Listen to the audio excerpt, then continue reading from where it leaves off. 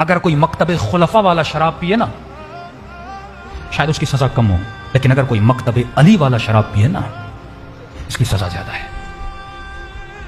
اگر کوئی امیر شام کا ماننے والا جا کے زنا کرے نا عالم برزخ میں شاید اس کی سزا کم ہو، لیکن اگر کوئی علی کا ماننے والا نامحرموں سے تعلق بنائے نا اس کی سزا بہت زیادہ ہے، کیونکہ تو نے کربلا دیکھی ہے، تو نے اکبر کے سینے میں برچھی کا لگنا سنا ہے، تجھے پتا ہے 4 سال کی بچی نے تماچے کھائے تھے۔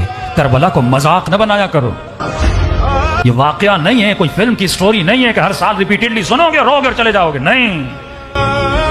زمین پہ کوئی حسین تھا اور حسین جیسے مولا کی قربانی دی جا رہی ہے۔ کیوں دی جا رہی ہے؟ مولا کا ہدف تھا، مقصد تھا۔ مقصد کیا تھا؟ اشہد انک قد اقمت الصلاۃ واتیت الزکاۃ وامرت بالمعروف ونہیت عن المنکر۔ مقصد یہ تھا نماز قائم ہو، زکوٰۃ ادا ہو، امر بالمعروف نہیں عن المنکر۔ خرجت لاصلاح امت جدی، میں نکلا تاکہ میرے جد کی امت کی اصلاح ہو جائے۔